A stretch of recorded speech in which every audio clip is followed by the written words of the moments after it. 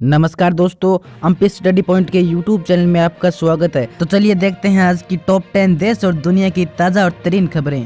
पहली खबर नेपाल से निकल के आ रही है कि संसद भंग करने के फैसले पर सुप्रीम कोर्ट ने नेपाल सरकार को भेजा कारण बताओ नोटिस। नेपाल के सर्वोच्च न्यायालय ने संसद भंग करने वाले फैसले को लेकर नेपाल सरकार को कारण बताओ नोटिस जारी किया है। नेपाल की ओली सरकार के विघटन के खिलाफ सुप्रीम कोर्ट में आज से शुरू होगी सुनवाई। राष्ट्रपति के खिलाफ वकीलों को जज ने फटकार लगाते हुए कहा कि कोर्ट ने 10 दिनों के भीतर ही संसद विघटन के कारण मांगे थे। अब जज ने अगली सुनवाई 15 जनवरी से मुकर्रर की है। पीएम किसान सम्मान निधि की 7वीं किस्त कल कर दी गई जारी। किसानों के खाते में मोदी द्वारा 2-2 रुपए भेजे गए और जिनको 2000 रुपए खाते में आने का एसएमएस नहीं आया है वो नजदीकी ई मित्रा पर जाकर या फिर घर पर ही अपना स्टेटस चेक कर सकते हैं। चाइना के 10 जासूसों को पकड़कर अफगानिस्तान ने दी है चाइना को धमकी कि या तो माफी मांगो या फिर कार्रवाई झेलो। भारत के बाद अब अफगानिस्तान में भी चीन का जासूसी नेटवर्क पकड़ा गया। अफगानिस्तान ने काबुल से 10 चीनी जासूसों को दबोचकर चीन से माफी मांगने को कहा है। चेतावनी दी है कि माफी नहीं मांगी गई तो उनके जासूसों पर कड़ी कार्रवाई की जाएगी।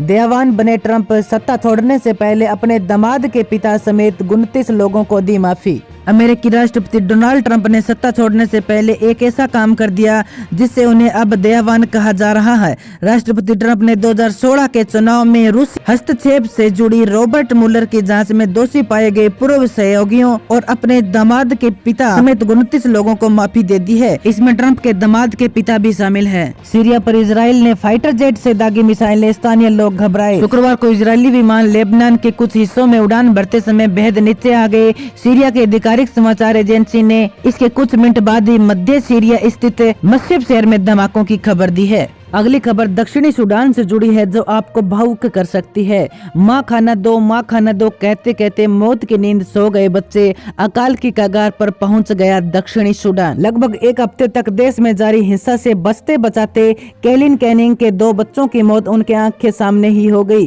कैनिंग ने बताया कि उनके बच्चे लगातार रोक रोक कर कहते रहे माँ भूख लगी है खाना दो, लेकिन उनके पास अपने बच्चों को पेट भरने के लिए कुछ भी नहीं था।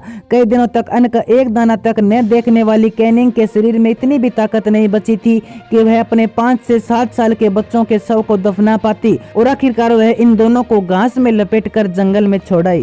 चीन में अचानक आसमान से गिरा आग का विशाल गोला, दहशत में आ गए स्थानीय लोग। चीन में आसमान से आग के विशाल गोले गिरने से लोग सन्न रह गए। यह आग का गोला इतना विशाल और चमकदार था कि दूर से ही दिखाई देने लगा, लेकिन शुक्र है इस आग के गोले के गिरने से कोई हताहत नहीं हुआ। किसान आंदोलन का और तेज हुआ विरोध। हरियाणा के कई टोल प्लाजा पर किसानों का कब्जा। नए कृषि कानून का विरोध कर रहे किसानों का आंदोलन एक बार फिर गर्माता नजर आ रहा है। इसके चलते शुक्रवार को हरियाणा के कई हाईवे ऐसे हैं जहां पर टोल टैक्स वसूली बंद कर दी गई है। जानकारी के अनुसार राज्य के कई टोल प्लाजाओं पर वसूली गुरुवार आधी रात ही बंद कर दी गई थी। वहीं ऐसे भी कई टोल रहे हैं जहाँ पर किसानों ने कब्जा कर लिया है और कर्मचारियों को टोल टैक्स लेने से रोक दिया है। माहौल को देखते हुए टोल कर्मचारियों ने खुद ही टैक्स वसूलना बंद कर दिया है और वाहनों को बिना टोल काटे ही जाने दिया जा रहा है।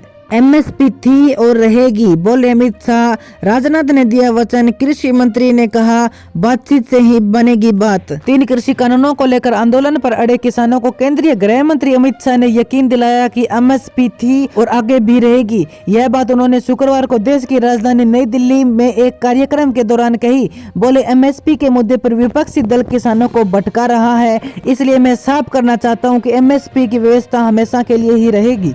तो आज की टॉप 10 खबरों में इतना ही। मिलते हैं अगली वीडियो में एक नई अपडेट के साथ। तब तक आप चैनल को सब्सक्राइब करके जुड़ जाएं हमारे साथ ताकि आने वाली प्रत्येक बड़ी अपडेट आप तक पहुंच सबसे पहले।